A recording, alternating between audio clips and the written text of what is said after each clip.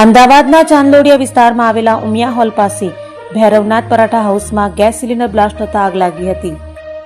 અમદાવાદમાં ઉમિયા હોલ પાસે ભૈરવનાથ પરાઠા હાઉસમાં ગેસ સિલિન્ડર લીકેજ થતા સિલિન્ડર બ્લાસ્ટ થતા ભયાનક આગ લાગી હતી, જેના કારણે દુકાનમાં પડેલ માલ સામાન ખાખ થવા પામ્યો હતો। સદનસીબે ફાયર બ્રિગેડની ટીમો તાત્કાલિક ઘટના સ્થળે પહોંચી આગ પર કાબુ મેળવી લીધો હતો। ત્યાં બહાર પડેલ 4 ગેસના સિલિન્ડરો પણ બહાર કાઢવામાં આવ્યા હતા, જે લીકેજ જોવા મળ્યા હતા। સોસાયટીના રહીશોનું કહેવું છે કે આ તદ્દન પ્લોટ પર દુકાનો ગેરકાયદેસર રીતે બાંધકામ કરી દેવામાં આવી છે।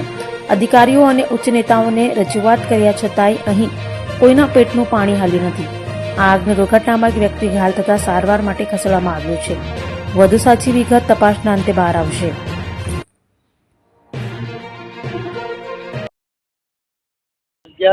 एक ने 20 कलाके नवरपुरा फायर स्टेशन कॉल મળ્યો હતો। ચાંદોડિયા રોડ પર એક દુકાનમાં આગ લાગેલી છે। 4 વાહનો સાથે સ્થળ પર પહોંચતા દુકાનમાં એલપીજી સિલિન્ડર સળગી રહ્યા હતા અને ત્યારબાદ 15-20 મિનિટની કામગીરીમાં આગ ઉપર સંપૂર્ણ કાબુ મેળવી લેવામાં આવે છે અને હવે એ પહેલા એક માણસ સામાન્ય ઈજા થયેલ છે, જેને હોસ્પિટલ ખાતે મોકલી દેવામાં આવે છે। વાહનો 4 છે। નુકસાનનો અંદાજો માલિક હજી મળેલ નથી, એટલે મળ્યા પછી માહિતી મળી શકશે। એલપીજી લીકેજની પ્રાથમિક તબક્કે તો શક્યતા દેખાય છે। એક માણસને ઇન્જરી થયેલી છે, જે હોસ્પિટલ મોકલી દેવું છે। ભાઈ, હું આ સોસાયટીનો ચેરમેન છું। આ શોપિંગ રહેઠાણની જગ્યામાં શોપિંગ બનાવી નાખેલું છે। કોર્પોરેશનમાં અરજીઓ કરી છે, કોઈ નિયમ લાગુ એમને પડતું નહીં। 10 થી 12 બાટલા અંદર પડ્યા હોય છે।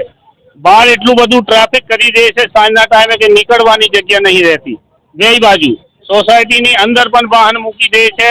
સોસાયટીમાં અંદર જવા માટે લોકોને જગ્યા નથી રહેતી। અમે રજૂઆત કરી છે, કોર્પોરેશનમાં રજૂઆત કરી છે, બધે રજૂઆત કરી છે। કોઈ નિર્ણય લેતા નથી કે કોઈ આ લોકોને નિયમ નડતું નથી અને આ લોકો ફૂલ દાદાગીરી કરે છે એટલે સુધી કે આ લોકો અમારી સોસાયટીનો રોડ પણ બનવા નહીં દેતા। વિરોધમાં અરજીઓ કરે છે બહાર દુકાનો। સોસાયટીનો સ્વામી અખંડાનંદ છબા કાકા નગર વિભાગ 2 નામ છબા કાકા નગર રજિસ્ટર્ડ।